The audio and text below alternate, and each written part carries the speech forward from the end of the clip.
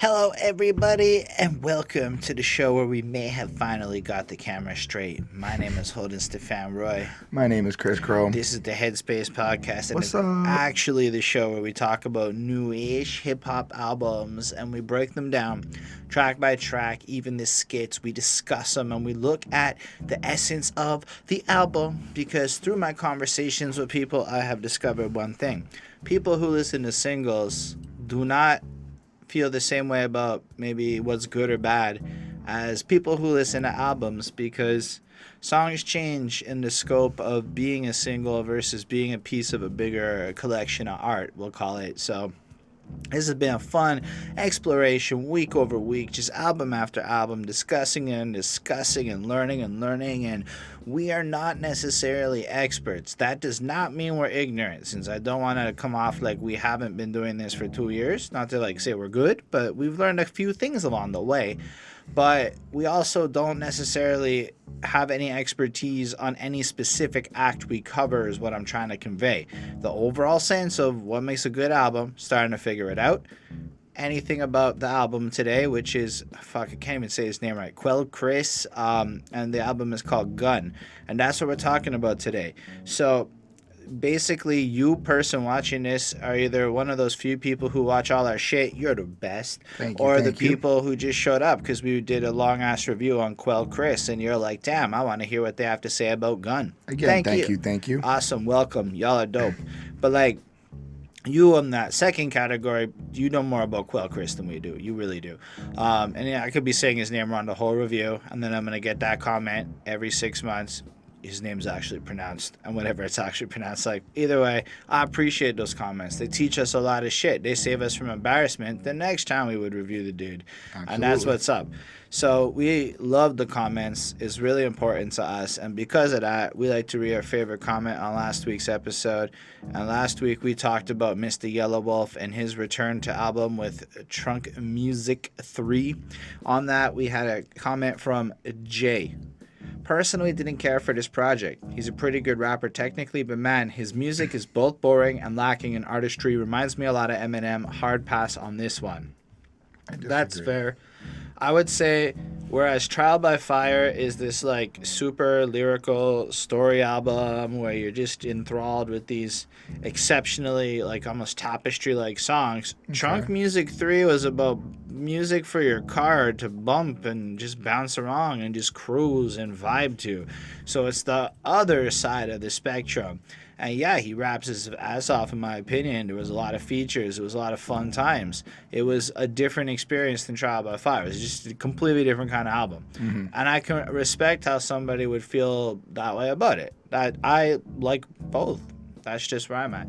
Anyway, that's not what you're here for. You're here for the other dude, Quelle Chris. And before we get into that, want to give a special thanks to the patrons: Ismail Gadamsi, Chris Prados, Super Old School in 1994, Jonathan Barnes, and Mr. Lindell Williams. Thank you. And yeah, Chris, why don't you tell the Google audio text scanners what we are reviewing in an album, the album we are reviewing, because album review is part of the keyword. What keyword are we doing, Chris? Well, for episode 121 of the Headspace review, we're doing Quelle Chris Guns. Yes, that's who we're doing. So, full disclosure, because this is the part of the show where we tell you how connected we are to the artist. That makes a big difference. If you're a huge-time fan, you're going to feel different than if this is a first-time listen. So, I don't know if I've ever heard of Quelle Chris before. Like, I might have. He might have been a guy featured on a thing we've talked about kind of thing where I might have actually heard of him. But I've never heard of him as far as I know. But I went to best something albums that came out, and this guy got a lot of high scores. Nice. On some underground rap rating sites that said Yellow Wolf got like 50 and he got like 80s, and I'm like, well, when like both the critics and the fans agreed. So you know, when the critics and the fans both say something's dope, you're kind of like, well, maybe it's worth it. And it was pretty recent. It came out March 29th. A little late, but on the other hand, pretty recent. So I've listened to it and known of its existence for about 24 hours as of recording this, and that's why I'm just bringing that up. On that note, so I'm new to this. I was actually pretty excited. I'll get into what I like or whatever as we get into it. But what about you? Have you heard of the dude beforehand? Never heard of the dude. Very first time going to sit down and really understand and kind of get to know him. As I understand, he's from Detroit. As I understand, he is romantically involved with the lady rapper Grae, who is another one that people have told us to review, and I feel very inclined to delve into her work very soon. So that might be coming in the near future. But yeah, I don't have a lot more to say. I don't want to waste y'all time. There's 13 tracks to get through. But let's talk about this cover and this title. It's called Guns. And there's fucking guns sticking out of all of the holes in his face. Like, literally. The nostrils, the eyes, and they're guns sticking out. And everything else is fucking bullet shells. Casings? What do you call them? They're all bullet casings, bullet shells. The guns kind of represent certain, like, aspects of his face as well. Like, the shotgun is his nostrils.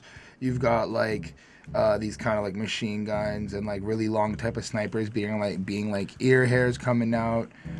You got the title in the top left corner. It stands out in a good way. In a very good way. It's got like an amateur independent aesthetic to it, which I think is smart because for the type of album it is, like it fits right really well with what you're gonna get. Mm-hmm. But also, that shit speaks to you. That's like you'd go to an art museum. Like, I don't know, there's an art museum in Montreal, and there's a whole bunch of times you can get in for free, depending on how old you are. Pretending, like, if you're over 30, you're supposed to pay, but at 31, they'll usually let you in. And honestly, this looks like some of the shit in the modern art, weird art place. And I don't mean that disrespectfully, but the stuff, there's like a monkey eating another monkey type shit. Mm-hmm. I don't know if you've ever been there and seen the monkey thing. I've never been, but I Bro, have you gotta seen. go to the art museum. You're single now, I understand. Take a lady over there, bring it to the art museum. Smart fucking moves. That's all I'm trying to say. Easy, cheap, boom. And you don't look like an asshole because you're going to the art museum. No, of course. Some cheddar, but I have friend. seen like modern art and like abstract art. Yeah, like that's that. what I think this looks like to me. Like a really fucking cool art piece. Like, I'm not good at describing art, but... Well, I like how you said it speaks to you, because I kind of looked at it when I first saw it. I kind of felt like guns were consuming him from the inside. And I don't mean guns like physically. I feel like whatever is attached with guns, death, pain, sorrow, misery, like a lot of attributions that are connected to it is what I feel he's trying to represent in this as well. But it's also like... It's almost like part of him, too. Like, right. The guns is just part of him, which is fucking interesting. I don't know. Like I said, like as far as album covers go, I don't feel they often try so hard to communicate as this one does, and I like that. It's almost like it's an extension of the actual album as opposed to just being some branding so that you can pick it out in Spotify. Nah, this is part of the conversation as much as it, and plus it's called Guns. It's being fucking blunt, slapping you in the face with the topic. I guess I'm assuming it's meant to be, like, just from this point, a seminal theme of this album. Anyway, do you have more to comment here? No. Shall we spray and pray, like, and... They AKs for 401 case, and when I'm in love, too drunk off of firepower to... The first time I heard this, I realized I was in for something, because you don't often get this experience. Who the fuck does this guy sound like? Like, literally nobody. Like, there's nobody that I've ever heard with that voice. That is it. Now other people will sound like Quelle Chris or whatever, but damn, that voice just stands the fuck out. It's got this just like raspy, like exhausted, haven't slept, but haven't. It's so just.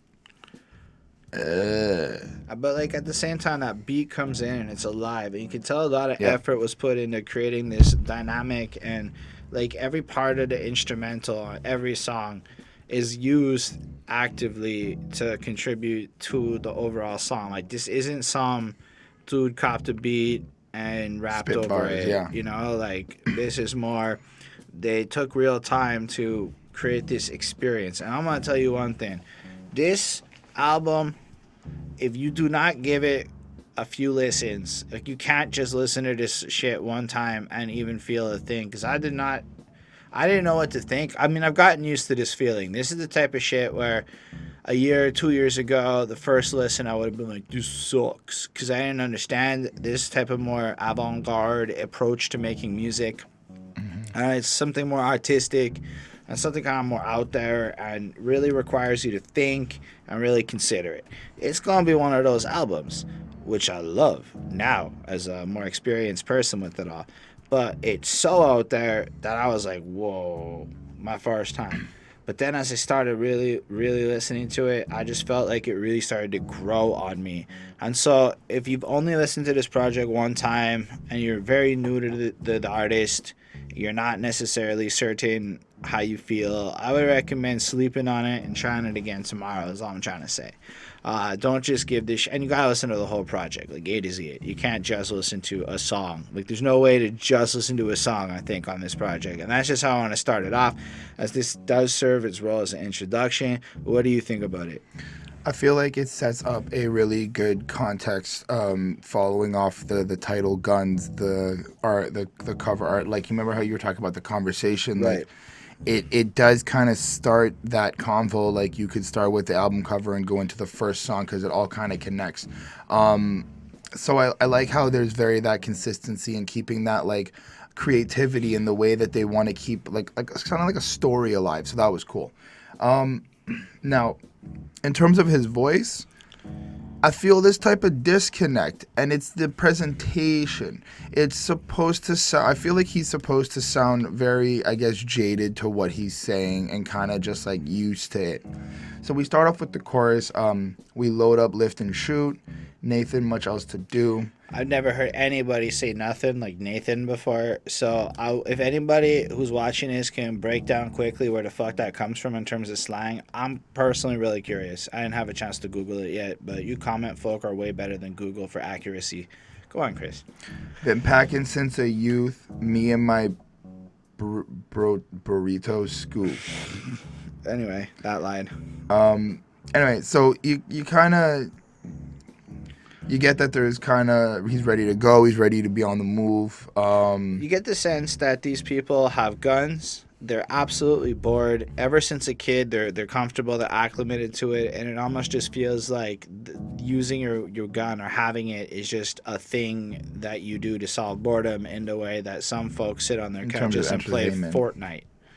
Like, in a sense where it's almost like, yeah, we got it, whatever, pop. It's just so regular. I mean, that's what I took from the chorus. No, and that's kind of what I was trying to say at the same time. I like how he doesn't sound surprised while saying it. That's the type of disconnect I'm trying to explain. Like, he doesn't really sound surprised. He just kind of is very just blunt about it and just saying what he's got to say. When he starts off the first verse, studied gunslinging from 89 to 2002. Prayed if I paid my dues, I'd grow up to be just like you.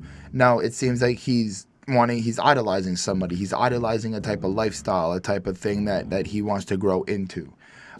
Some played the nest, I flew, trigger happy ass Q, too immature to set safeties on, grow old and dig roots. Most of my day ones turn in the AKs for 401ks. And I like that type of idea where he kind of admits to, like, not being home and sheltered in a way. That's what I kind of take from Some Played the Nest.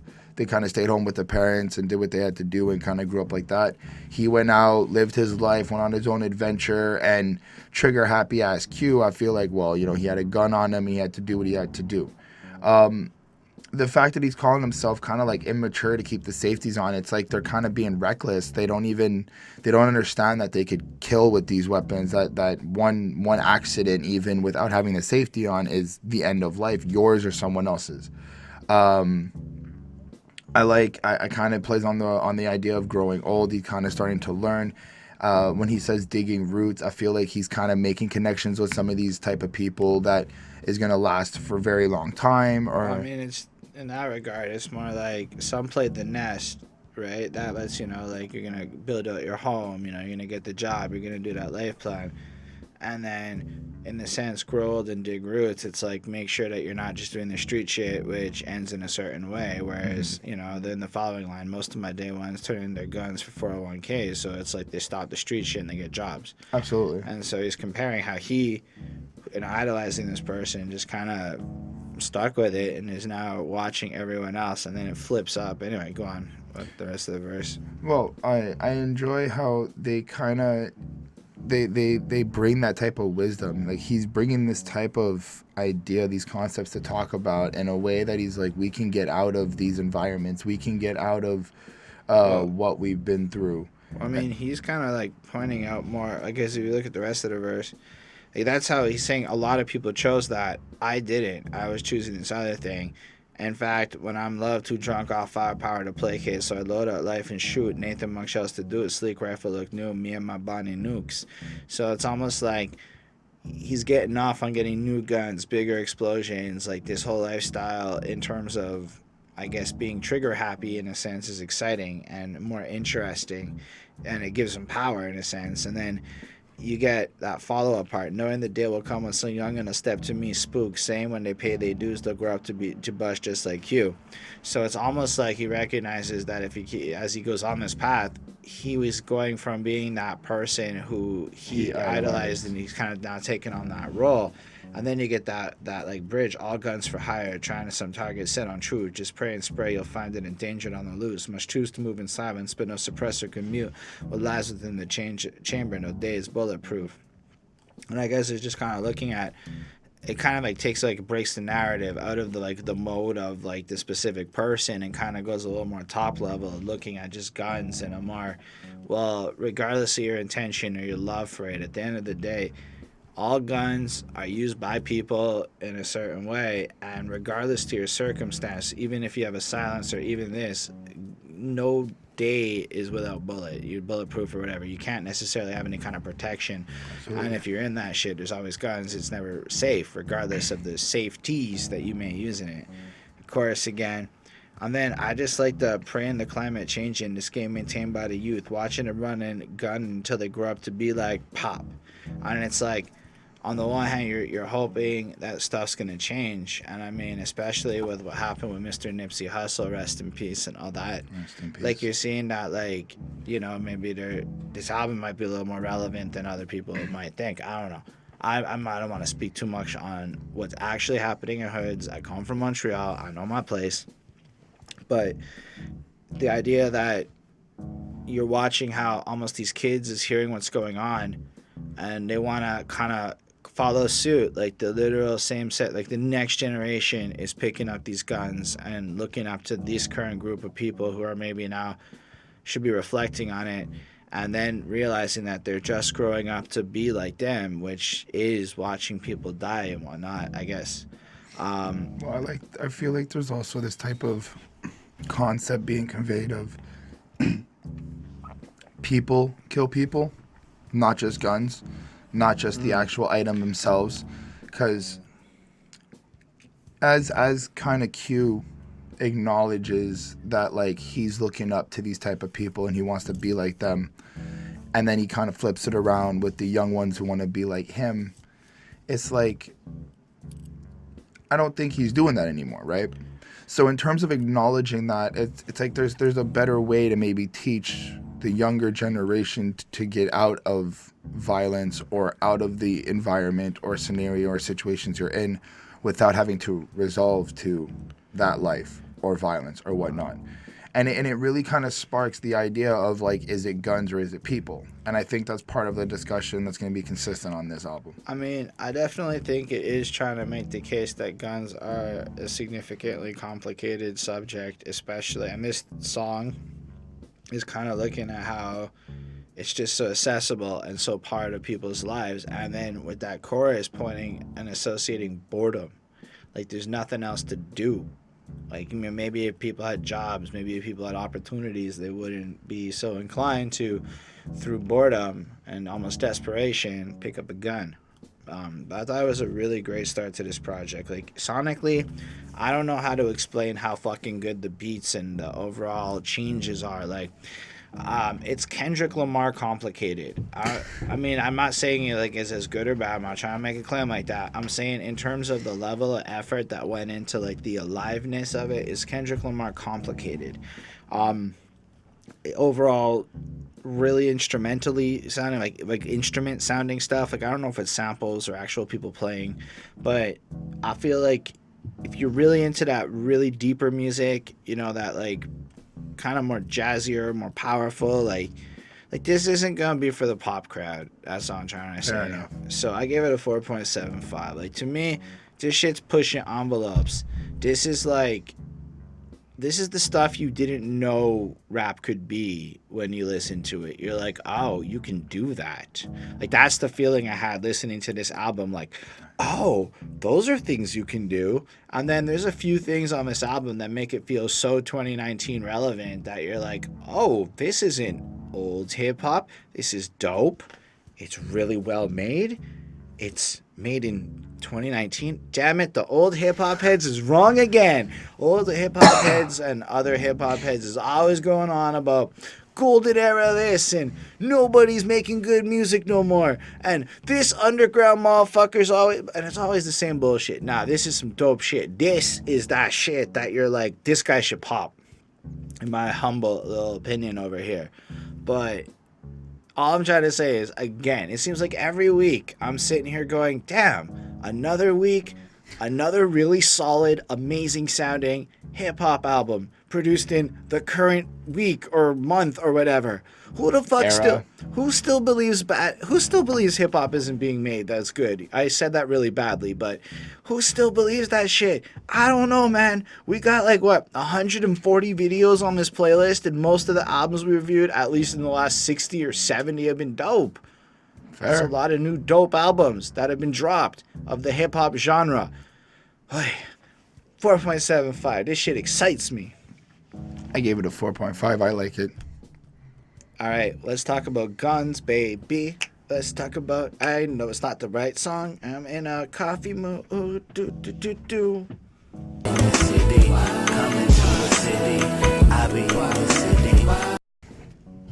All right, Guns is the title track on the album called Guns. I know it was redundant. I try to be lame on purpose for you internet folk. I'm trying to give you a little thing to laugh at as you puff on your doobs for the onesies that puff on the doobs. This song is really cool to me. There is an interesting quote on the Genius page of this particular song's lyrics that clearly applies to the album, but his goal really is to look at guns from a bigger, more all angles perspective and have like this almost little bit of everything experience to it. It's not supposed to be like a singular angle. It's not like this song is about this. So yes, this song's about guns, but specifically what it's about, and some of that shit may go over my head and Chris's head. I'm just speaking for Chris now, sorry. But like, it's possible. Feel free to hit us up in the comments with them corrections. I always really do like those ones, but right off the jump, I'm blown away, and I think it was at this moment I was truly sold on Mr. Quelle Chris. Just because you packing out here, lax fam, you ain't Tupac. Granny keep a loaded 4.5 right inside the glove box. And I think right there, it just takes the idea of a gun and just flips it on its head. So you have this glorified image of packing heat that a lot of people have, like having a gun in particular makes you hard. And then he juxtaposes that idea by being like, bro, are you serious, man? Grandma's packing heat. Like, everybody's got a gun. Relax yourself, dog. That don't make you hard. And he's got a point. If having a gun, and I'm just saying this from like the idea of being hard, in my mind at least, has a certain degree of specialness to it. Like, you gotta earn that shit. If everybody can just buy a gun, giving you money, sure, I'll add that, fair. It's not really like that in and of itself will make you hard. Now, don't get me wrong. You pull a gun on me, I will act like a fucking coward because I'm a white boy from the city. But I don't think that pulling a gun on me would inherently make you hard, is I guess what I'm trying. Having a gun isn't what it is. It's the spirit of your soul that makes you hard and shit. That's 2 lines. All of that, 2 lines. I'm fucking done, man. I'm like, this shit's like, I had to really, really listen to this over and over again. And I didn't get enough listens in, I know it. But I'm enthralled with it. Brandon shot his first keystone before he could spell his last name. Junior learned to load from Uncle Charlie at the card game. Kelly lit up her school like it's the 4th of July. Where she from them 20 toes more patriotic than pie. New Year shoot up the sky. Shooters boot up and ride. Popo show up and fire. There's nowhere to hide. Right after that, he just continues to unload all of these things. Like, it's gun culture. Like, all different contexts. Kids learning from family members how to load a rifle. 5-0 showing up and blasting, or just the way people will just shoot off fucking bullets. Do people just really go around in the States and shoot guns because they're excited? Understand, we're from Montreal. You pull a gun somewhere, you're probably going to get arrested because our cops really don't like that. But, like, is it really, like, in the country? Maybe in the country here. I haven't really been to much Quebec country. But do y'all just, like, shoot guns? Like, oh, yeah, we won the football game. Pop, pop, pop. I'm not trying to sound like an asshole. I'm asking because the way it paints it is that really there are people who are like that. And that's weird to me as a Canadian. So that's why I'm asking you with the 77% American audience that watches this channel. But I'm like fucking done. Like, I'm in terms of blowing away from like a conceptual level. Like, this song, I feel like it challenges you in a sense to really be like, how are you? First of all, how are you hard for having a gun when everybody has a fucking gun? But second, that's how much everybody gets taught to use guns. Like, kids, everybody. Like, it's so ingrained into their culture that like. Well, go on. I feel like there's also like. I feel like once you get and I'm sorry for interrupting. Go on. I'm sorry for interrupting. Get it out, man. Oh my god, I'm literally dying. All right, so while Chris is drinking, he got go on. I'm just being a shit. So sorry for interrupting, but when you get to the second verse, I feel like the first verse also kind of has a different feel to it. The second verse kind of paints this picture of validating why guns are kind of useful in a way. What? So they hollering, give me back my bullets, Leonard Snark, new Van Zans. If you own it, then you'll pull it, maybe so, probably not. They spend billions like civilians won't catch a trickle from the top just to protect or to progress what but little bit what we got. Bruh. I'm your friendly neighbor. I stack on your block. I protect and service. Stay on your block. I stay on your block. I protect and service. I big game buckshot. Ain't no crack in that code. Ain't no safety unlocks. Might as well get you on. Procrastinating will get you popped. So it's like, if you don't have it and you're out here lacking, you'll die anyway. But on the same time, it's like, I don't know. It seems like you got the mixed messaging or whatever. You have the guys like Leonard Skinner and whatnot, basically shouting out for your bullets and getting your guns back. I don't actually know anything about Leonard Skinner except that, given where they're from, it would not surprise me if they're pro-gun. I know it's weird to say that, but we live in a time where people seem to be that polarized, where you're from defines your beliefs, so sorry for assuming. But they spend billions like civilians won't catch trickle from the top. And it's like, whatever you try to do for like control or education or whatever, it's like, I guess the guns are just everywhere regardless. So at that point, it's like guns, while being used as an aggressor point, are also used as a protection point. And how do you deal with that? And at the end of the day, if you're being indecisive and depending on where you're from, you might die for not having a gun. That's definitely not my reality. So I find it really interesting to listen to as people like me debate gun control, which is fucking weird. People like me in Canada, we have no fucking business having that debate with y'all, but there is evidence to say if y'all didn't have access to guns so easily, perhaps there'd be a lot less shootings. Throwing it out there, just like from a metrics point of view, but I understand that shit's complicated because unfortunately it's in a constitution which almost makes it American, which is a weird thing, and I don't understand it. I wanted to just talk about the chorus a little bit. I like how it paints that it's like people. Before I be in your city, coming to your city. I be in your city, coming to a city near you. In your city, coming to your city. It's like, I felt like that's the perspective of the gun. I also thought of that too. And it's just interesting how there could be two sides. Well, what did you think it was? Just the impulse of people like, yo, I'm running up to his block. I'm running up to your city. I'm coming here to handle business.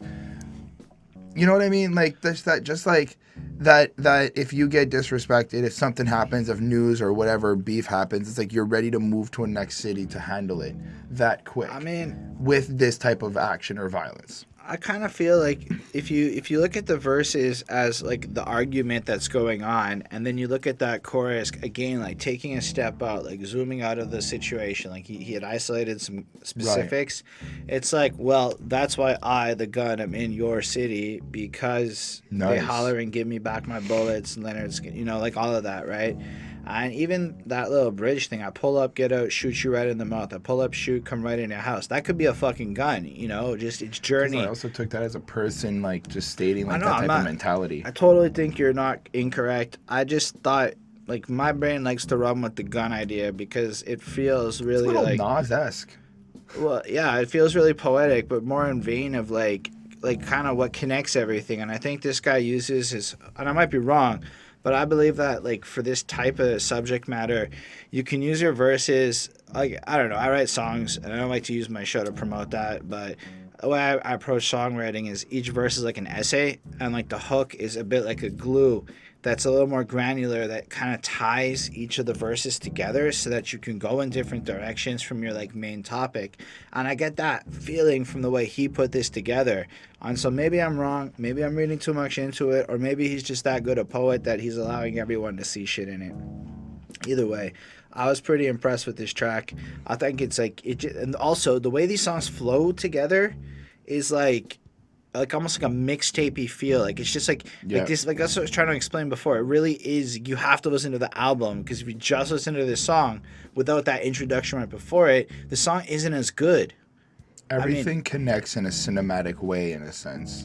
Yeah, so I gave this a 4.5. I'm really into it. I really enjoy it, and it's beautiful. I gave this one a 4.7.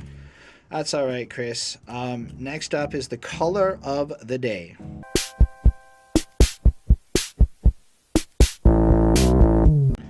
What a funky fucking beat. Like, do, do, do, do, do, do, do, do. I don't know. I really enjoyed the beat. Thought it was super fucking funky. But it's called Color of the Day. And basically, after that super funky, groovy thing comes in, you hear it walking while black, shopping while black, swimming while black, driving while black, black, black, black. And it's almost like, yeah, that shit people die over in the States. That's all I could think of. That shit people get shot for. It felt like... But it's also like this weird juxtaposition because the beat's so funky and fun, like a superhero, like almost like a cartoon. But man, I thought it was really... like once you use... It feels like once you imply black, the whole sentiment and the whole context of the sentence feels different. Yeah. Swimming while black, it's like... You get it. When I heard it, I just felt like, okay, this is... This is powerful to me. I feel like, again, like this whole album, it's got like a purpose, and you can tell that it's got a purpose. And I think that if you're, again, thinking about guns as your central theme, which you can't forget about at this point, you're like, oh, that shit people got shot for. I mean, I know that I've read so many news articles about people getting shot for being black and or arrested or harassed or something just for being black, and reading a book, I think, is one of them. Literally, but I was reading a book. College professors getting harassed, all sorts of bullshit. Anyway, that's not. I guess that is the point. Just it's whack. The point is that there's the way I kind of see it is that there is a distinct difference when things happen when you're black, is what the message is portraying. I think that's what he's trying to say, that when you are a black person, this is the type of fear and the life and the paranoia you kind of have, even when, including like that funky beat, kind of how even in the happiest of moments, even in the positive moments and the happiest of times, it's still like anything could happen to you, and these are everyday things. I also still think that just the idea of thinking while swimming while walking while, and the sentiment changes just because of the word and the way it's used in the sentence changes that sentiment, changes that feeling of the sentence. That's just powerful. That's poetic in its own way, and like this psychological make you think, and what we've associated that word with, like color, shade, race, all of these things that we've associated with that word. Or the fact that regular verbs being like you said earlier, like the fact that if you go walking while blue or white, that doesn't mean anything. Walking while white isn't a thing. Right. But walking while black is a thing. That does mean something. Walking while brown, that does mean something to people. So I guess it's really powerful, I think, in just the overall context while thinking about guns. I give it a 4.25 because while it is all those things, it's kind of really short. And I feel like just as I'm starting to vibe to it, it ends. And I kind of wish it had been a little bit longer. That's just my preference. I gave it a 4.5. I like how it's the third track on the album because it really kind of fits well placement-wise with the last two tracks. We've got some really type of disconnected, violent, ready to type of mentality happening. We've got this environmental discussion. What do we do? Is it people? Is it guns? Is it this? Is it that? A different perspective. And now we kind of are bringing it up the conversation of, well, this has to do with black culture, black people in danger and whatnot. Like just the whole like civilization conversation is coming. So I thought it was really powerful in terms of what he did with it. All right, and some people might be watching everything we just said and literally be going, yo, mind your business. So mind your motherfucking business. Mind your motherfucking business. Mind your motherfucking business. I feel like this is literally just a song about how him and his people do his shit. Kind of get a little bit fucked up.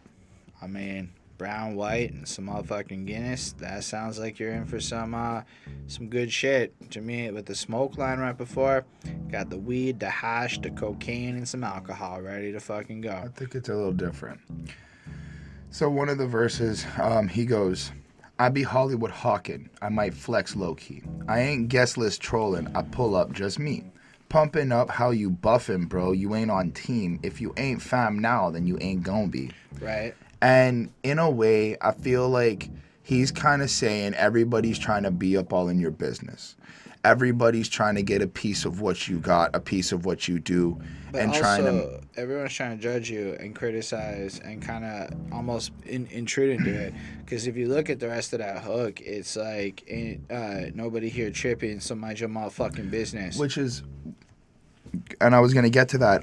What I kind of took from that was like, all right, you came to the party, you found out, we do this, we're snorting blow, we smoke weed, we're this, we're that, we're that. And then, like, what now? You know what I'm saying? Like, what are you going to do now? Like, okay, well, everybody knows. Does it change anything? Like, does it really? I mean, it's more the ain't nobody here tripping line that I think is the real difference between that. It's more like, that's almost like, yeah, we show up, me and my squad. Right. We come to our little corner of the party and we fucking faded. We ready to go. And again, I also think this whole song is like a parallel for a mindset that could maybe lead to certain situations. So I don't know if this is literally what he does or him taking on the personality of a particular type of person who's going to get faded. Right. Or the type of person that might have a little bit of attitude or a little bit of whatever. And they're getting a little bit fucked up in their corner. And maybe people are like, excuse me, sir, do you think you can calm it down? You guys are being a little bit rowdy over here. And ain't nobody here tripping, so mind your motherfucking business. Let me be me. Let us do what we want to do. You know, that's how I kind of took it. No, right. And then, you got the verses where it's like, I run game with Genie no Chico for the fill-up, psycho killer like Devo. That shit we burned down in the house, you bet not reach for. Have a praying to the Lord, Timmy Tebow. I ain't trying to stun, I post from the back. You know, it's can't. Then the rest of the verse is pointing out how fake everyone else is with some eloquent rhyming. But like, it's kind of like we legit. We don't fuck around to fake people, and then you do have that shit. Like, we got a big ass bong with some big ass blunts. Why you come around? What your bitch ass want? Talking about how you know me? No, your snitch ass don't. I love that, your snitch ass. Like, people come up to you and pretend like they being your friends. Like, hey, you got that weed? And I believe that's part of what you were going for. Yo, we come around, but it's more like I think they're dealing with a lot of maybe people trying to affiliate with them or fake people, or just in general the attitude of somebody who has that squad around them that's tight knit and they're my day ones type, and maybe just the same kind of people from spray and pray or guns that we've been kind of looking at with that kind of attitude. And maybe this is just kind of taking a different thing, or maybe it is just literally that they're partying like that and people are trying to show up that are fake affiliations or judging them, etc. But yeah, I've done a bunch of shit that your little ass won't. And I think it's also how many fake rappers out there maybe faking the lifestyle. Like, there's a lot of ways that I think this can be kind of twisted. But I really just think they're kind of looking at it like, yo, this is us. We're doing this shit. Don't come over here trying to fake it. Don't come over here trying to judge it. In fact, don't even come over here. You're not my friend. Fuck you. And then, you know, the whole second verse kind of really has them, like, locking down. We got our shit that we're going to go do. Right. You know, we got our stuff unlocked, basically. And it's very simple, straightforward. Like, once you really break it down, it kind of just seems like a lot of mind your business. Like, really, that's it. It's just like everybody should kind of just keep to themselves. And but then it's like, if you know, mind your fucking business, and you get the sense that this might be the type of person that is carrying a gun or whatever, right? And then all of a sudden you get the evil demon voice version of, I could stand in the middle of Fifth Avenue and shoot somebody and I wouldn't lose. This is a literal quote actually said by Donald Trump during his campaign. He was right. He was right. But like, yeah, I just think that this song also has that really long, abrasive mind your motherfucking business, just repeated over and over again. And I don't know. I feel like there's an energy to it that's really dope. It's kind of flossy. It's kind of got an arrogance to it. In the context of the album, it feels like this is the type of person that would be packing heat, that maybe would make you want to get a gun, or this is the type of lifestyle that hip-hop sells to people, that encourages them to buy guns. Maybe I'm reading too much into the guns theme, but maybe not. Either way, I gave this shit a 4.5. I thought it was really diverse and alive. Again, crazy beat flip-ups, like within the sense that this doesn't just feel like looped 16s and whatever. Nah, it's pretty dope. 4.5. I give it a 4.3. I thought it was actually pretty cool. It seemed a little bit straightforward in terms of just mind your business and let me do what I gotta do. But I like how he made his like distinction here where he goes, you ain't got no homies, all your homies is rappers, mine's roll for me, then they gon' ride for me after. And I like how he's kind of just calling out like fake people and like this image of being a rapper and then actually being part of the life and, let's say, culture, if you want. Like, he's really breaking it down. Like, things have changed and there's a different type of mentality that's happening in hip-hop, which is what I got. So that was pretty cool. All right. Well, the next one is It's the Law, Farewell, Goodbye, Addio, Uncle Tom. Like God made these balls, get the goddamn joke. One oath, you hope with Uncle God. I think this is a really fascinating look at the relationship between black people and the government. And just the idea that it starts with, like, it's God and nature's law, that man attempts to prevail over his better man, but to remember that God is white. Would you mind repeating, God is white, and as long as God is white, we will prevail over all other races.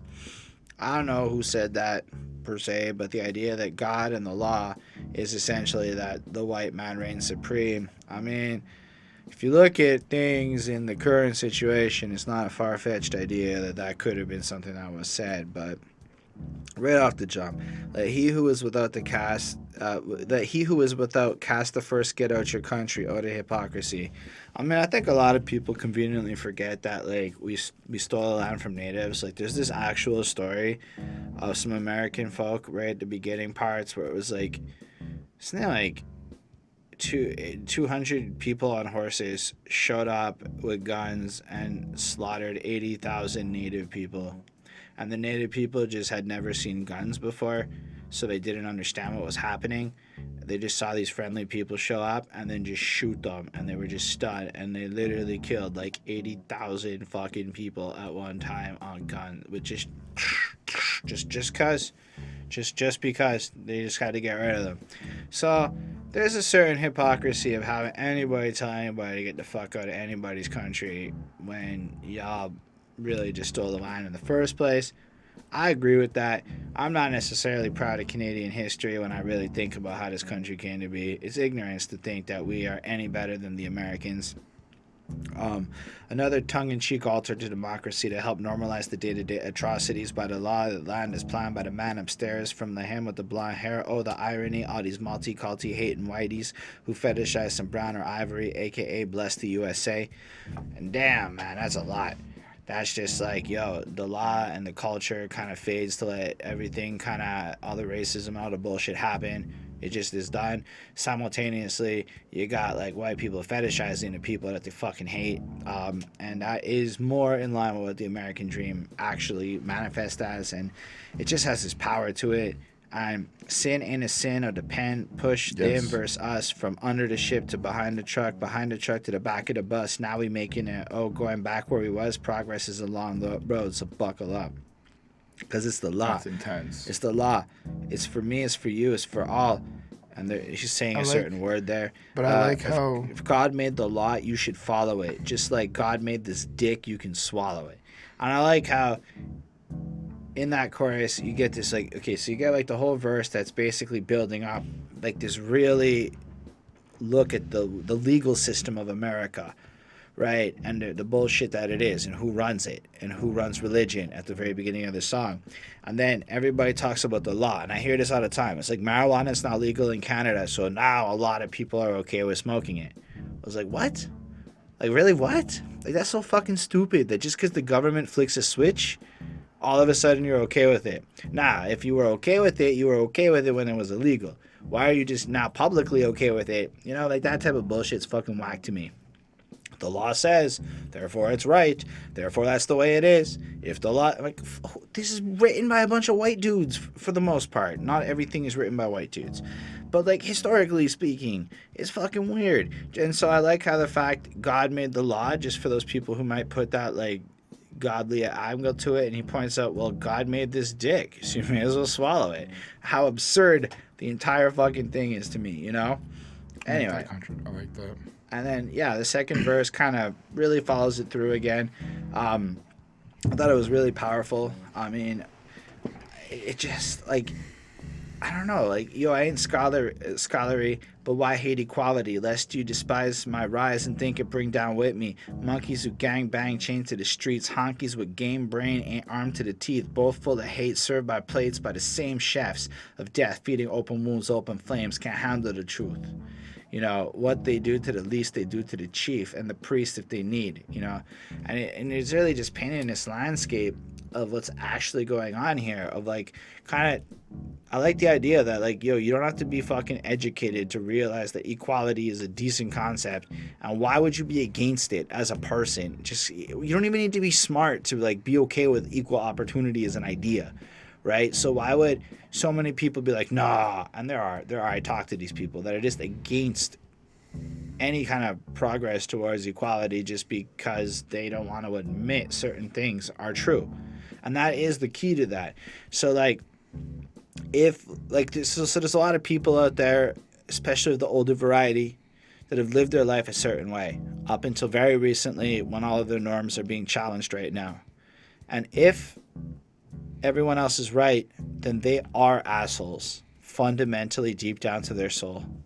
They are the bad person, and they're not able to admit that truth to themselves because it's a painful thing to do, to have to admit to yourself that you lived as an asshole, a genuine asshole for a long time.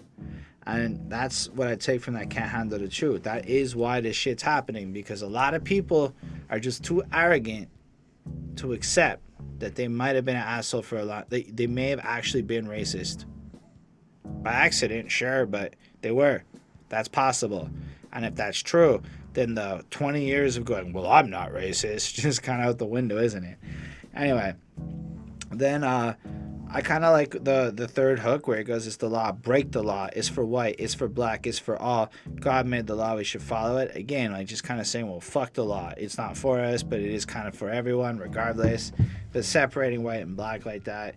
And then you got the ugly boy modeling part where he just kind of, I guess, points out the people who are maybe more prominent black folk with their higher fashion sense, they're like a Kanye and his MAGA hat, or just, I don't know how to like fully say it safely, but who are just playing to the system, who are rich black people who are selling the fake bullshit that kind of buys into the white dude's machine. Oh, I took it differently. And then, I mean, that's why I took the first part, dark skin in a European suit, Right. whip the drive, the shit is European too. My Right. Uncle Tom went to Paris, has some European views, like, hey, nephew, your black ass could be European too. Shooting dice with Kanye and a MAGA hat, it doesn't really feel like this is a positive thing to me. It feels like it's a little critical of how these people are maybe buying too much into this white bullshit. And then, that ass beaver to mine ate the whole cattle's back. Get mad, my G, he didn't get the message. Went to the beauty supply store to buy more oppression. The rigs of the mind, the most lethal is the weapons. I'm gonna need me some more white privilege and good credits.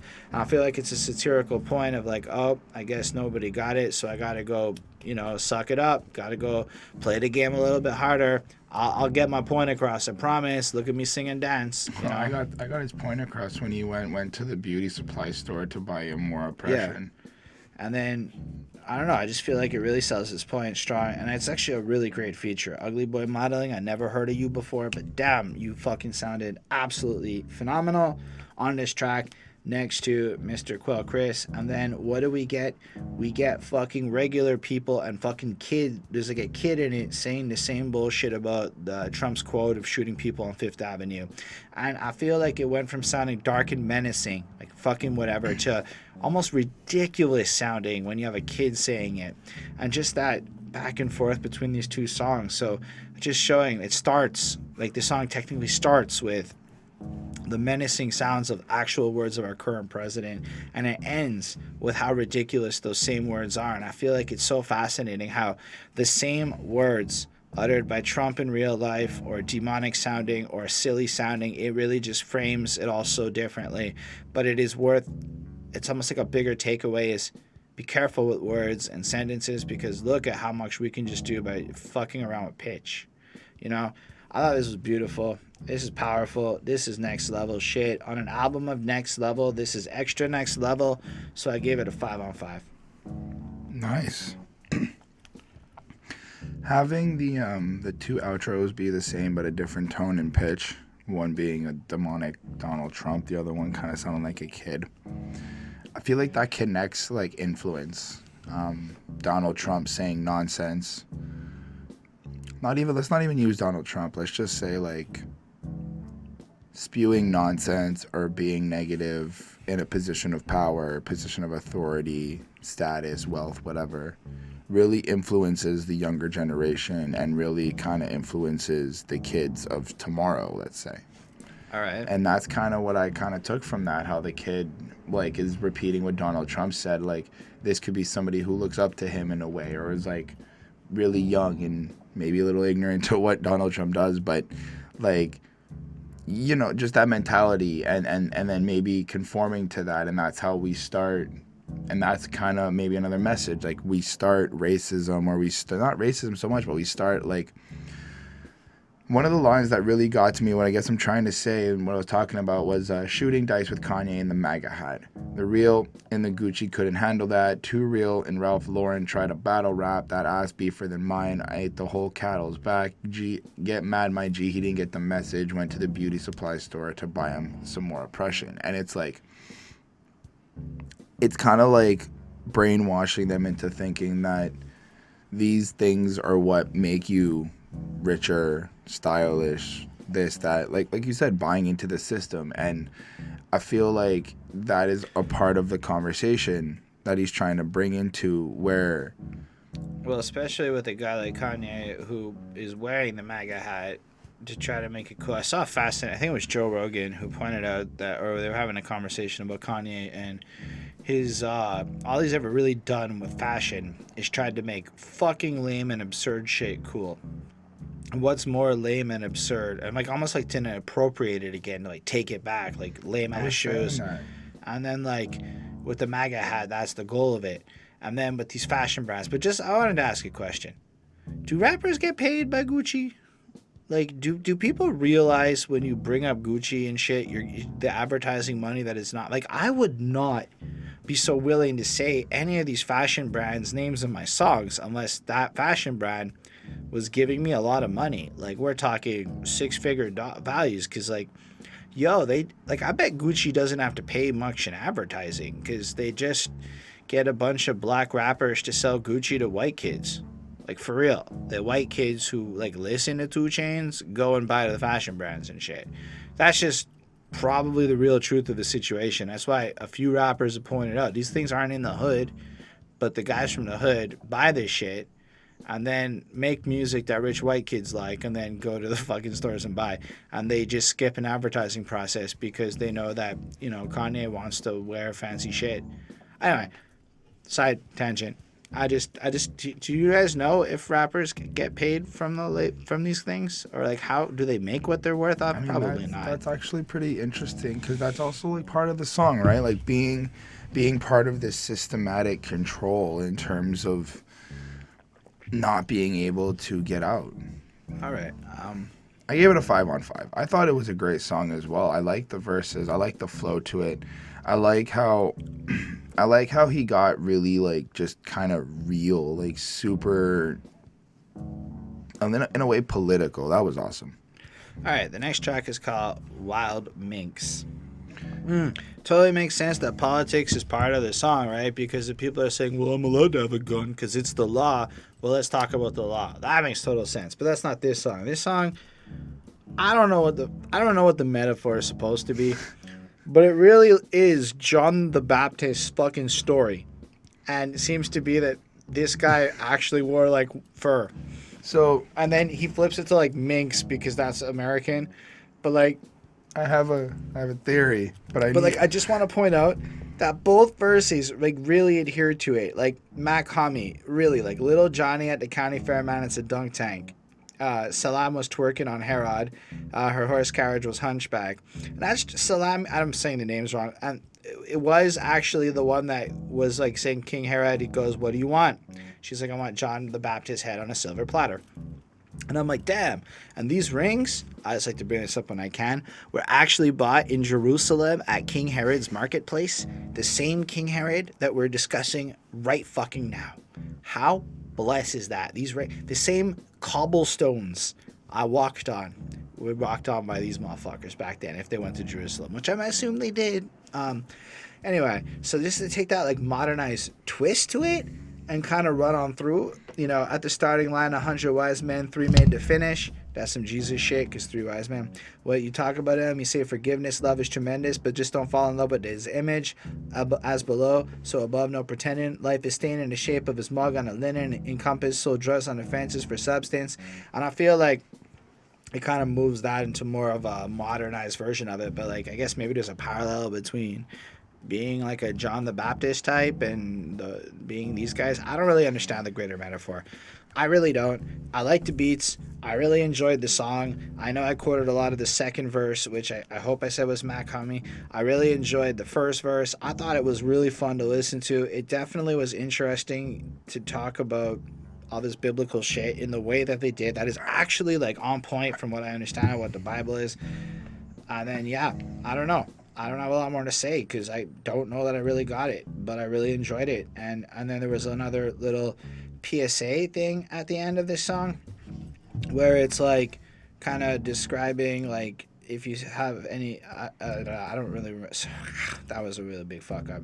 Sorry, this is the one that ends with the kind of guy who wants he's asking for like a glass to be a little bit classier, and he starts talking about fucking tailoring and this super fucking awesome tailor, and it just kind of segues into the next song. But man, he's going on. You want to buy a suit from the guy that he's describing. I don't know 100% what that plays into either, only that it sounded really like one of those Italian guys.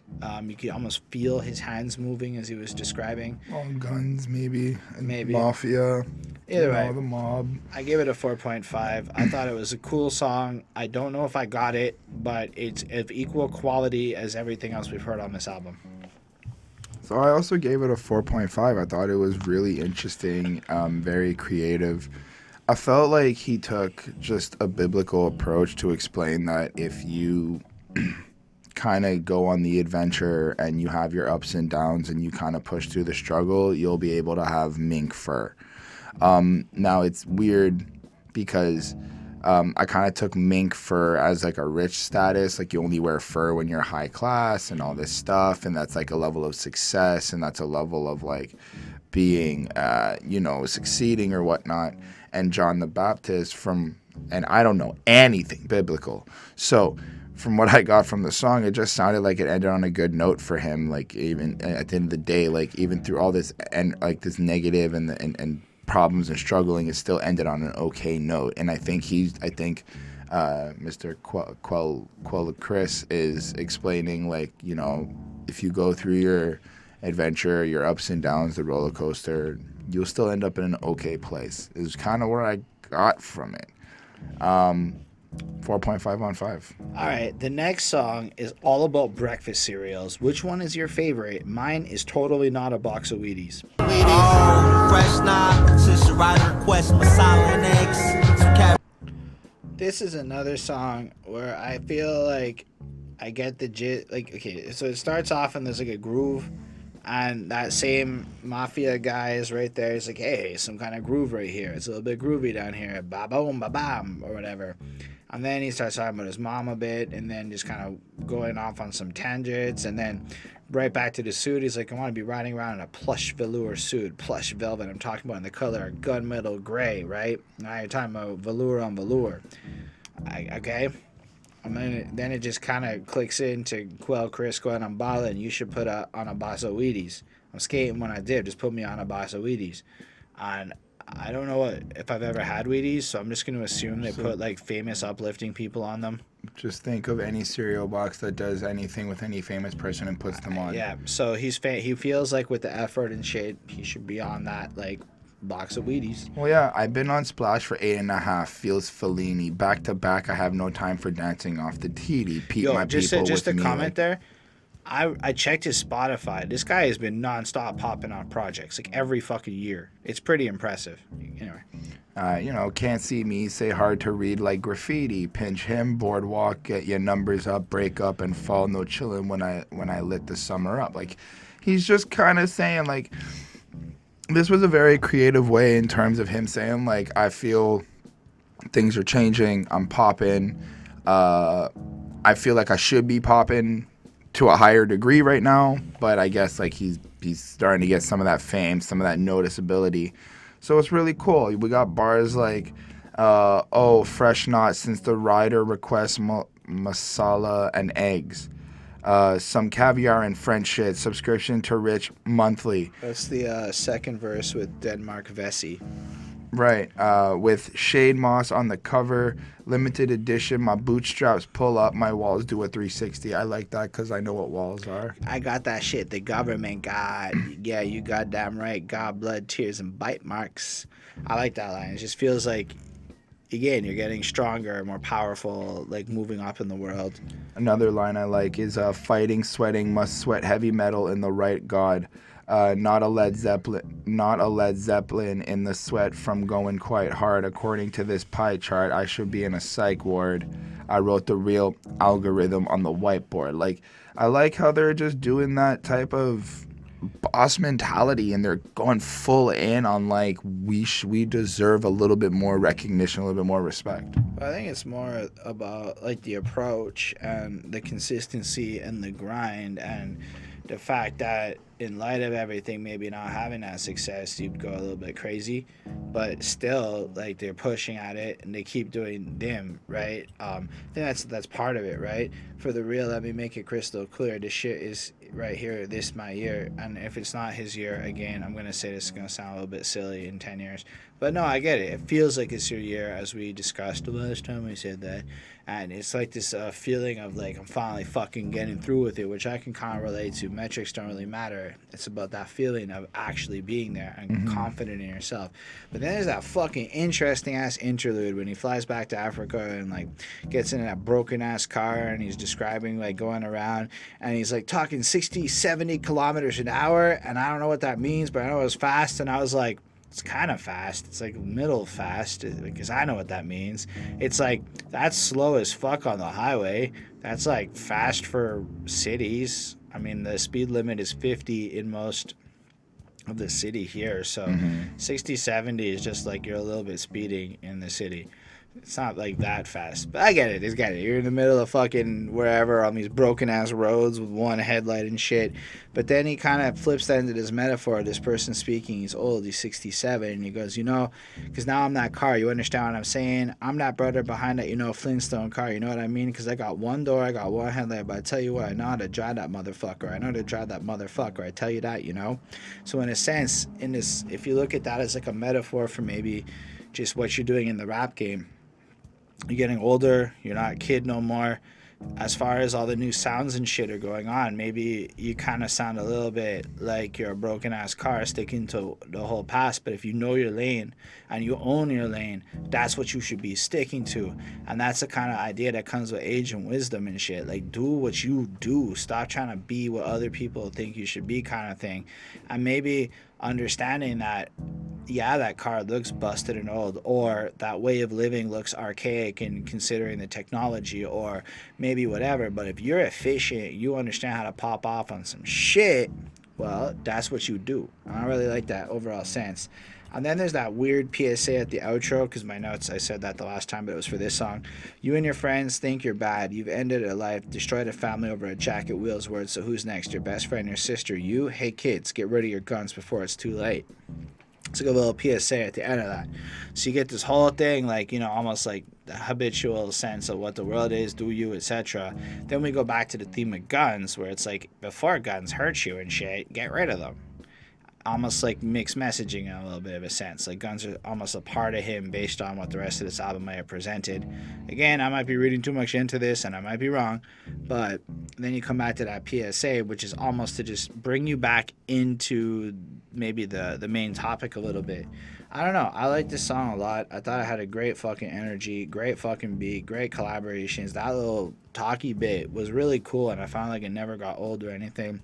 So I gave this song a 4.75. It was really good. I enjoyed the track as well. I thought that there was a nice type of vibe that was being created with the song. Again, I think it was creative the way that he feels he should be on a box of Wheaties. I like how he kind of went, when I'm skating off, I should be on a box of Wheaties, like the same way, like maybe if you're on a missing milk carton, like he's kind of following his dream. He's not going to be around the city no more, around the town anymore, so he wants to make sure people kind of remember him. It was cool. I left it with a 4.7. I think that the whole song kind of really just fits together. All right, the next one is PSA Drugfest 2003/Sleeveless Minks. Put your lights out, child. Some white boys bringing pipes out. Wow. I don't actually know if there's like a deeper point to this song.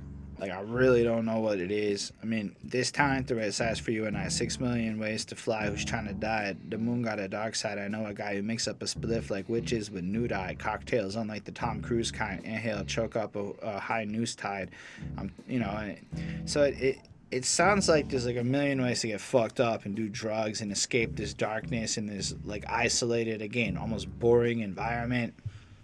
But drugs don't sound fun here. Everything sounds kind of fucking dark and creepy, like Alice the White Rabbit and the White Owl. A couple of hits will put your lights out, child. Some white boys bring the pipes out. Wow, sparkles like do get an Adele.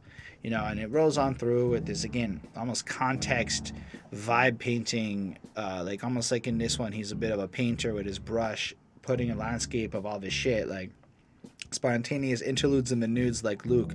Must have been the ex that made them look cute. No peer pressure. This campaign's grassroots squad members hailing from the top to the bottom. And just like there, like, I guess everyone's down to fuck, but it's because the drugs make you kind of horny and want and thinking everybody looks great and right. Emotional shit, and then it's not real. It's just the drugs doing it. It's not even peer pressure. And then that chorus is like, from coast to coast, toast Gomorrah and Sodom. We dying to die with more problems. Smoke 'em if you got 'em, sip 'em if you got 'em, bop 'em if you got 'em, snort 'em, etc. So it's almost like all across the nation, there's drugs, there's creating these cities, there's sin and all this dark shit and all this stuff going on. And it's again like, I guess, do your drugs, everybody. If you got them, do them, push it. That seems to be like the message, but it just doesn't sound like glorification. It also doesn't sound like he's condemning it. It sounds like a horror movie. Mm-hmm. It sounds like he's describing it like a fucking horror movie. Like this is reality, you know. And the second verse kind of does the same sort of shit, you know. And I don't know. There's a whole lot I can really add to it, except, you know, I thought it was interesting. Over the border or order from overseas, or cop it off the corner, know a family down the street. I support local businesses, plus the heads stay grass fed, till the eyes glow blood led. Who that grew that this shiznit. And, you know, just the idea of like, well, you're even to a point of helping out your local community by purchasing narcotics in a sense, because, you know, the guy up the block with his family might be selling you the weed that you're buying. Or you can buy it on the government, or you can buy it from other places. You know, it's just like, it's just an interesting way, again, to look at the situations, like how you have the pharmaceutical side, how you have the underground side, and just drugs. But it also kind of brings light to, like, again, more... I feel like this album is trying to bring light to a lot of conversations that need to be spoken of. Like, this is also an environmental thing. Like, I feel like he's taking this song and trying to express what he sees in his surroundings, or like kind of what he grew up with and whatnot. This isn't just kind of point blank now. I think this is kind of an overall discussion of how do we get, like, how do we handle this drug problem? How do we handle this substance abuse? How do we kind of drive it into the right direction, that we're not having so many deaths or so many like dark type of incidents happen, which was cool for me. Then after like the last chorus, the music changes and starts to like get kind of fucked up. And without admitting to anything, it's really similar to about 30 minutes after you pop or you swallow that water bottle that you've cracked a certain powder into. And about 30 minutes later, all of a sudden shit gets kind of different, real intense. And then it almost sounds like the bad version of that, like not a positive thing. Like the whole song, you're consuming your shit. And then you're bad tripping after. And then it just fucking gets fucked up and bad tripping. And it just flows right into the next song, which sounds like like a thing. But I thought it was just super interesting. And then if you consider Sleeveless Minks as the other part of the title, right? Where it's like we already talked about how maybe minks are considered like a point of wealth in this. So it's like, what do you do when you get your money? Drugs. Just fucking fucks, orgy, drugs, all that bullshit. That's what you do when you get your money.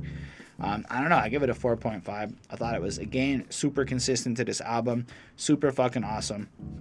I don't have a lot more to add to it. I gave it a 4.8. I thought it was really like cinematic in a way. The way he had his like really grungy voice kind of had this, like we said, horror movie feel to it. This dark type of atmosphere around the song. It really kind of just shows you how dark like the world of drugs could get a little bit in a sonic way. It was awesome. So 4.8 for me. All right, the next one's a little skitty skit. And we're gonna call it Sunday Mass. An unknown, but his shot was straight. Omar Martin shot 49 that post. So it's just, this is a powerful one. The Tree of Life. Bullets cut through 11 living teens like a butter knife. Right off the jump, you get in the sense this is going to be about some acts of massive violence that are taking place. Definitely a core subject about guns.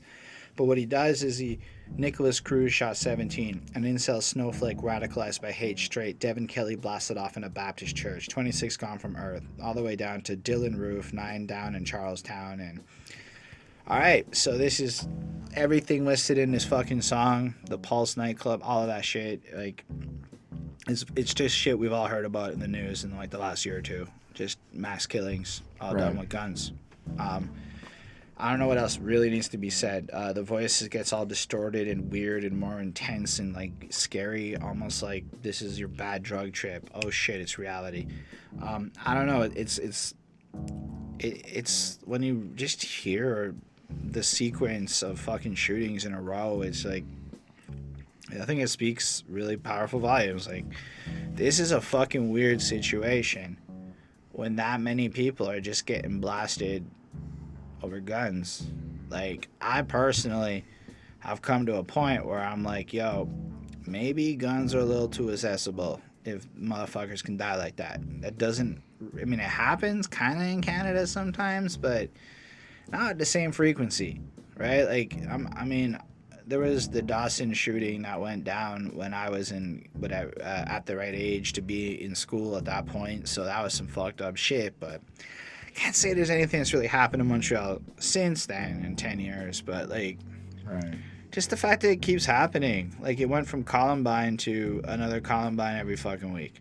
And I'm not trying to be melodramatic. It depresses the shit out of me when I really think about it. But for the sake of this album, I think it's a really powerful statement, and I give it a 4.5. Nice. I really think that it's more part of this cinematic feel I kind of get from this album. The way that the devil or the demon voice kind of plays into the song kind of feels like he's taken over. Like, we should be fearing that, like, there's no longer like a hope or angels that are around. We're kind of being consumed by sin and darkness and demons. It's kind of how I took that. It was really interesting. I like the funkiness to the beat, like the kind of like background music that it has. It was a little bit more like a rappier type of preaching sermon in a sense. So that was cool. But I left it with a 4.5. I thought it was really powerful in terms of the album itself and really bringing up again more that discussion of like, do guns kill people or do people kill people, or how are we going to have this gun debate? True. I think there is a key line to quote, and I'm fucking scanning for it, so I'm not just stalling here. But one of these motherfuckers says straight shot or whatever in the song, and I missed it and I couldn't find it, but somebody says straight shot. Poster, loving like I mean it. Ask him how he know. I don't know, I seen it. I was wrong. I'm so sorry, internet. It's Stephen Paddock in Vegas, Mercked 58, motivation to know him, but his shot was straight. And then we get this next song called Straight Shot, where it's almost like we have one idea of what a straight shot can be, and that's the death of killing from a gun. But simultaneously, this whole song seems to feel a lot more like I'm doing me.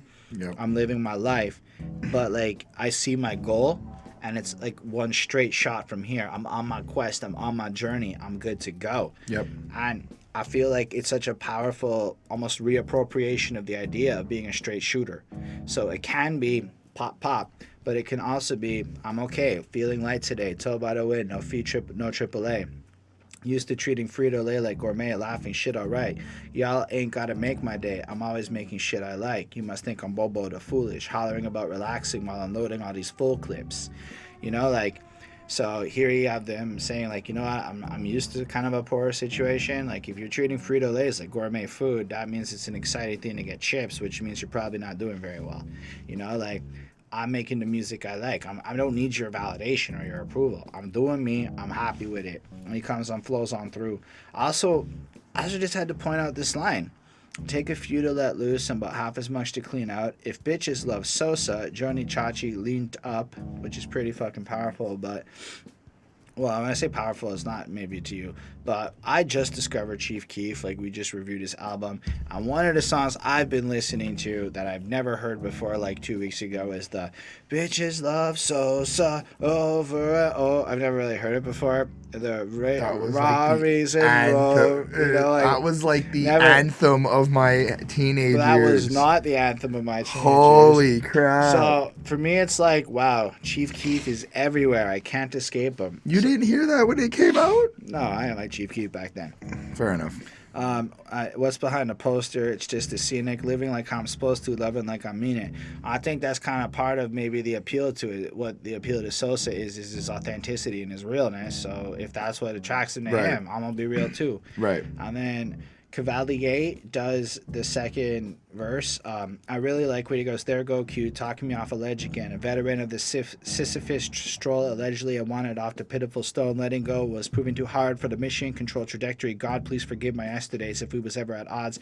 I guess this my test of fate." So I guess hearing that first verse and almost this hopeful tone, it's like Cavalier listens to it and goes, "Yo, bro, thanks, because I was feeling kind of shitty." Sisyphus is the one where he gets punished and he has to push a rock up the hill, and when he gets to the top of the hill, he just starts over again, and you repeat it over and over again. And in a lot of the ways, this grind feels like that. Like not to sound like whatever, but sometimes when you wake up on a Saturday, you're like, oh, fuck, gotta listen to this many albums today, gonna record the reviews. Like, my entire day from, like, when I wake up to, like, when I go to bed on a Saturday, if we're doing 2 reviews like this, man, just listening to it, recording them, editing them. That's 2 that we're going to record today. That's the whole day. It's gone. This is what, week 120? If you do 121. So if you do 52 weeks in a year. And that's not even true. We've done more because we have bonuses. No, but that's the number of weeks, right? We can say. So at least 52 weeks in a year. That's so we're in our. What I'm trying to say is, to me, that Sisyphus idea is really powerful and relatable. And then I like the idea of if my past had some actions and sins, because again, Sisyphus fucks up and that's a punishment. God forgive me and etc. I really am into it. I really think it's powerful. And then then you have that little outro. Who are you? What are you? And what do you want from me? Is it my money, my joy, my loyalty, my compliance? Should I laugh? Should I cry? Should I fear? Why should I care at all? I don't even know you, yet still you are so close. What is it in those words you say? Each page you write, the twisted dance. What are you? And what have you done to me? What am I now? What am I? What was I before you? That's interesting. That little poem is almost directly looking at the impact of an individual in your life, I guess, and questioning any aspect of how they can impact you as a person. So I'm sitting here like listening to this really like powerful poetry, in my opinion. This overall great song, and it's almost like you have Quelle saying life is okay, you have the next dude saying thanks man, because life's been kind of hard lately, and then both of them like, yeah, we gonna make it, and then questioning almost the impact. So in a sense, you almost have the way these 2 verses correspond to each other as pointing at that's the kind of influence you want to have in your life. Anyway, I get this a 4.5 on 5. I like this song and how he has this positive uplifting to it. It kind of feels like he's relieved. He's kind of got a break and being able to breathe from everything that might have been going on. So that's why I feel like he's kind of calmer on this track, and he's kind of like, it's a straight shot from here. We're going to make it. I can see where I want to go. I see my plan. I see my vision. And I like that type of supportiveness they have with each other. Like you said, Quelly's kind of just like, hey, life's getting good. We're doing what we got to do, and we're going to make it. Other dudes kind of like, hey, life's been a little bit rough. And that type of like support through the team kind of shows that like loyalty, that brotherliness, that wanting to make sure that all of the fam eats and whatnot. So it was pretty cool. It was pretty cool. I left it with a, oh my god, it was a grade with 4 point. I left it with a 4.8 as per getting the difference in tone. Also, a quote that I like. There go Q, talking me off a ledge again. A veteran of this Sisyphus stroll, alleged I wanted off this pitiful stone. Letting go was proving too hard for mission control. Like, I like how he kind of talks someone off of killing themselves. I like how he's kind of writing this in a way of there's like Chris and some next dude, and he's kind of writing a verse in the mindset of the other guy looking at himself. Like that was really cool, the kind of way I pictured it. So great work, great writing style. All right. So we don't have this shit up in Canada because we don't have presidents and stuff up here. But we also have public health care. Granted, in Quebec, we pay for it a little bit in our taxes, so it's pseudo-free, but it's mostly free. The song's Obamacare. Which is all about health care. I'm kidding, I don't know. Your opinion about us to me don't mean anything. I brought the wave, brought the rain, brought the... Man, this music video is fucking wonky. Like, really out there. Like, stop animation looking with little puppety things. Like, there's this really... Just, there's this, like, line that you see printed up in the second chorus, I think, at the top during the music video, and it says "Smile when you take the plunge," and I'm like, damn. That's a really like interesting idea. Like if you're gonna go jump into, I guess, the darkness or whatever, make sure you're smiling. Which reminds me just of corporate America, when you go to work and stuff. Like it's not just go to work and do your job. That's not actually the job requirement. The thing that they never tell you is you're supposed to smile and be happy while you're there. So you best be able to be fucking convincing, or you'll be miserable like me and people won't like you very much. People love to pick my brain for the dark shit that I think about, but nobody wants to talk to me at lunchtime about hockey. I'm not really fun to talk to. Also, there's these weird-ass pianos at the end that almost sound like they're brokenly off-key, but done in a deliberate way, and I thought it was very jarring. Like, this whole song, again, almost sounds like a horror movie in, like, the overall tone of the music, and I feel like while you can tell it was made to be a bit of a single, it was in the best possible way of a song being made to be a single. Like, right. It kind of is a little more hooky, a little more whatever, but it also fits this album and really, really fucking makes sense. I mean, he's basically kind of flexing. Step out, daddy long legs, cab, call away, stride, make a rapper freeze up like I was Zach in Bayside. I be knuckled down, ape, and about my business back straight. I was never weirdo. They just had to acclimate.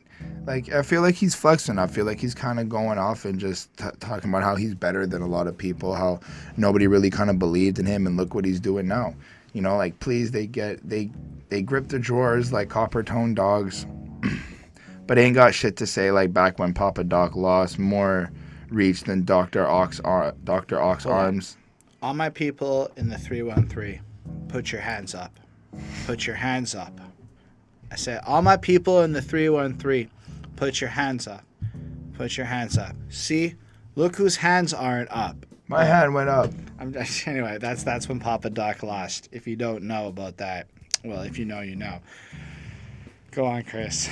I enjoy it. I like the song. I like the kind of energy he's going through it. Even in this like weird type of creepy dark movie scene, it still feels like he's kind of out here flexing and really kind of just being boss about it.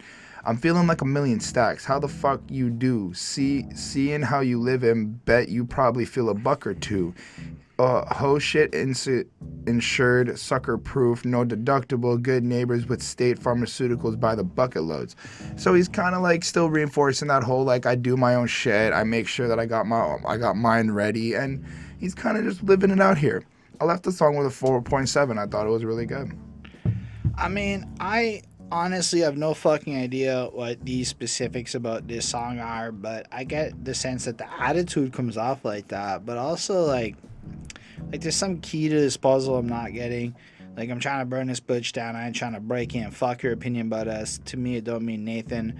I brought the wave, brought the rain, brought the lake in. Eyes on the cake, and yours is what for the taking. Wait, man, puffing Jordan, catch a lot of air. Shutting down your city, we out of there. Everyone can get it like Obamacare. Keep it, buddy. They don't want no problems here. So, I mean, that sounds pretty fucking hard, right?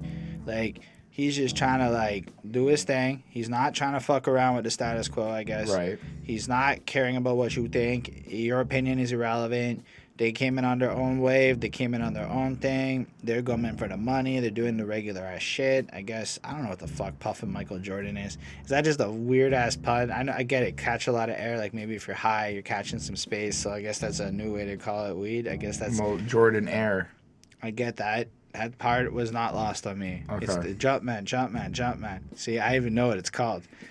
Shutting down your city. We out of there. Everyone can get like Obamacare. So it's like no matter who you are, whatever, you can get it. Mm-hmm. Like that health insurance, which fucks you over, if I'm not mistaken. Like, it was an imposed cost is what I understand it to be. Right. Granted, you get health insurance, but I didn't understand it to be like how we understand health insurance. Right? Like, where if I break my arm, I do have to pay for my ambulance ride, but I don't even know what it costs to go to a hospital. I don't know. We don't pay. I don't, like, again, I feel like he's got this sense of, like, I am who I am, and I'm fucking coming in and doing it my own way. I really liked when he's like, it's Quelle Chris all day shit. I don't need no playlist. Handsome, black, and headstrong. You nervous till your nails gone. Like, it's him. He knows he's a confident person with game. He doesn't need your fucking help, and he almost makes you nervous for how amazing he is. I don't know. Overall, I feel like it's just decent braggadocious poetry, and it's really kind of a good sounding single-y thing to me. I don't know what the granular point is outside of what we've talked about. I feel like there is some bigger purpose to it. I don't get it. Still, I gave it a 4.5. I thought it was great to listen to, this crazy interest, energy, and I dug it. It was really fun. Did you give it a grade? I gave it a 4.7. All right, so there's 2 more on this album, and before we get to the last one, we're going to talk about You, Me, and Everyone Else. Nobody Else, whoops. Yeah, nobody else can be with nobody else. It's you and nobody else can sleep with nobody. Who the fuck eats peanut butter with mustard? Is that a thing? Do people do that?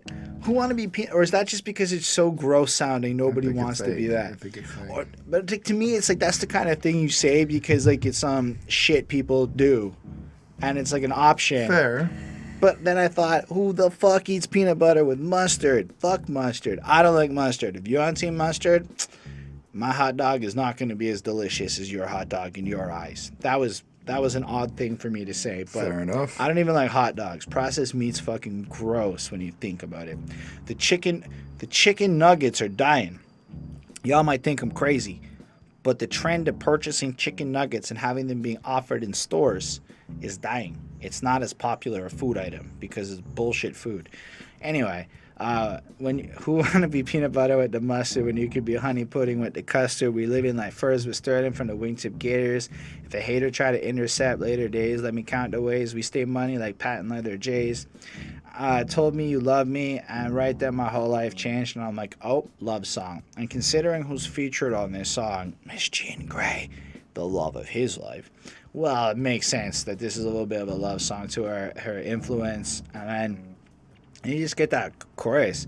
Can't be with nobody else, just you and nobody else. Can sleep with nobody else, succeed with nobody else, get free with nobody else, go be with nobody else. And then he just kind of repeats that. Then Jean Grae does a little bridge where she kind of responds and basically says the same thing. I don't have to guess anything, and we'll be the best at just being we and nobody else. And it's sweet and absolutely fucking corny, but really Nice. sweet, but It's really nice. fucking corny. I like their dynamic together, though. I like how they don't clash. They mesh very well together. And then that second verse, he just kind of is like, I'm not the best. I never thought I would get you. And I'm not trying to say this condescendingly. He's humble about it. I feel like my life is better with you and stuff. And then I sent Bonnie this really sweet message that made her walk into the room and kiss me because I have some game with words when I want it. And I was like, damn it. This is really sweet and really nice. And then Jonatahn Hoard does this little outro where he's like, because even on my mind, no question, no second guessing, will be the best at just being we and nobody else. Says that part again, and it's really just nice. And what I like is, I guess, hearing rappers or just people like actually liking being in love. You know, like you don't really hear the pros of actual relationships. You hear the romanticized bullshit R&B and Hollywood sell, which is just some fake ass love that doesn't really exist. Romance and love are not the same things, people. But I like how this is about love and dedication and commitment and desire to change and grow and all that. And it was super sweet.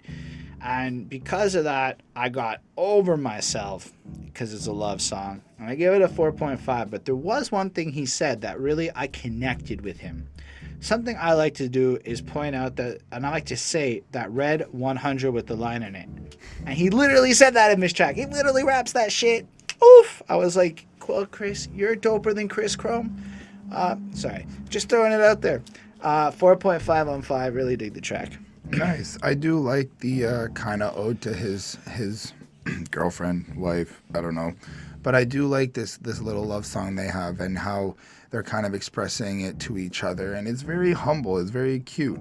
I like a line, every night's a slice of light, every day's exciting, no pressure, put on to test us, could break a diamond, stop it's shining, you my blessing, all the best things, at times when I run a mess, you keep my head clean, plus the red 100, the line under it. Like, I like how he's just a little bit vulnerable in the song, a little bit like I kind of need you around to keep me stable, to keep me on the low. So that was really cool. It was very honest. I gave it a 4.5. Chris, if we get an Instagram ad where we're like, swipe up, swipe up, swipe up, and it's really fucking terrible, and you realize that you never see Parker because he's way taller than Joe, It Rory, was and so Mal. funny. And then Parker's just there, and you're like, that's Parker. I never seen Parker before because he's always off camera. I mean, you just got Joe, Rory, and Mal going like that. And I'm like, I don't know if that's the kind of thing you were thinking when you said, will you remember me, which is Wyrm, which is also a dragon thing. Stated, but they need us. Will you remember me? Over 20 albums deep. I think this song is taking a look at literally just, will you remember him, and what will you remember him for? And, you know, as he makes his music and he grinds and he pursues this whole shit, you know, will you actually remember him? What is going to be his legacy? And I think that's a really kind of cool fucking song, you know? I don't have like a whole lot more to add on it. I mean, the lyrics are pretty straightforward. Will you remember me? I woke up at 5 a.m, wondered why. When every breath is just a step to death, every ghost another second best. When I die, will I survive or will I fade until there's nothing left? Second guess before I light up, an orange and white, but I'm pressed. And it just kind of keeps flowing from there as like it's just pensive. Like, you know, I'm another dude rapping. I'm another guy just trying to make it, you know. I understand this game. I understand the situation. You know, what's the point? Will you remember me? You know, 20 albums later, what's going to be the legacy? And I really like that kind of honesty with it. Like, just this whole, like, closing track that almost seems to be, like, after almost pouring his heart and soul in these reflections, like, really giving you something to remember in a sense. It's almost like saying, with all that effort, are you going to kind of care, or does it, or so for these gifts, would you remember me? Will I be one of the greatest that's never listed on pages next to BIG, trying to guide a script for my life, but this ain't D&D, rolling the dice since LB3E, true as LB, I would peel a cool meal off my last piece and get the whole fam a new lease, you know?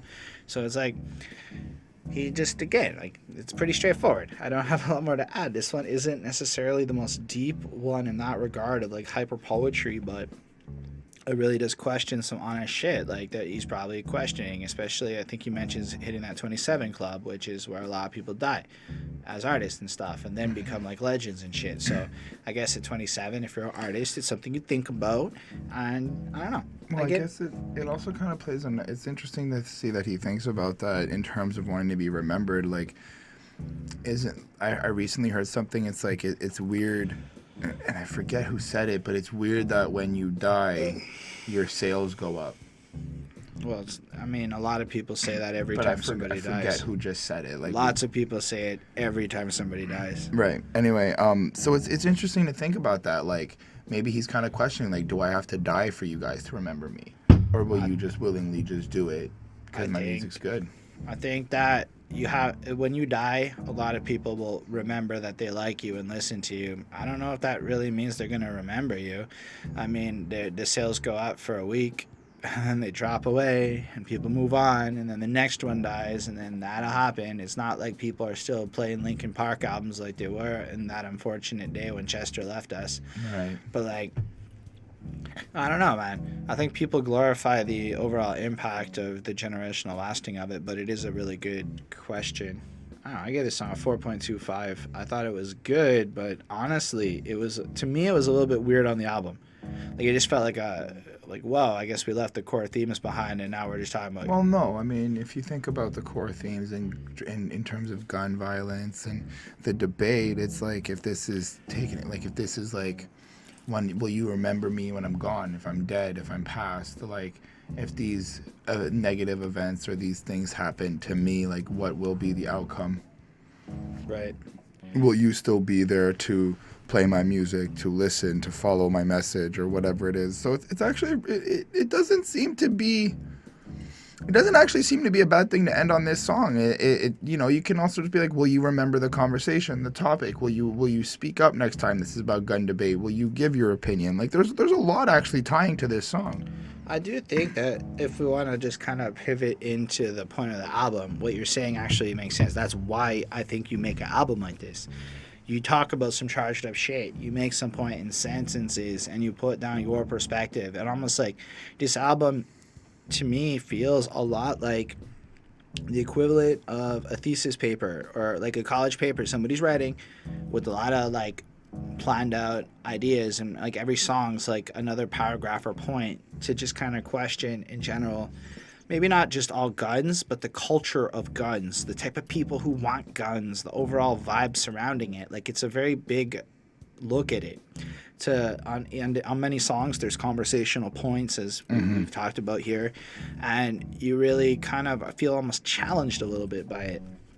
I gave this album a 4.53 on 5. I think, I mean, I would say this is one of those ones in like the underground niche world is a modern classic. Like of what's come out recently, this is some shit that like pushes boundaries forward and like excellent fucking rhyming. And I mean, I might be wrong, but I don't see myself listening to this in 5 years and going, damn, that's not just an incredible project. I think I'll even like it more by then.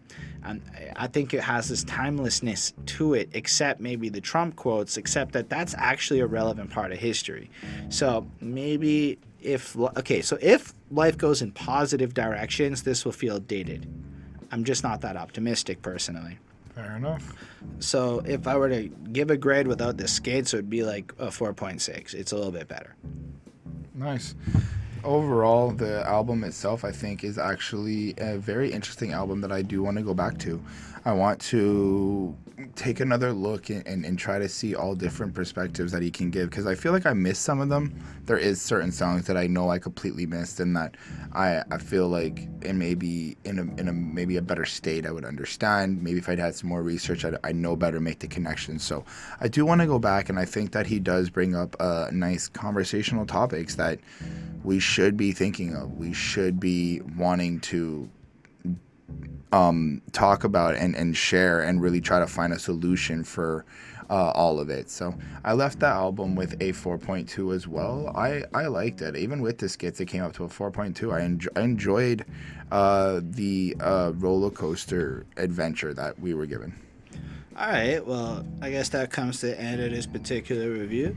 Definitely want to thank you for watching, for being with us, for just caring, I guess, both about what we have to say and this album, because if you're caring about this album, you clearly have a pretty interesting palette for music.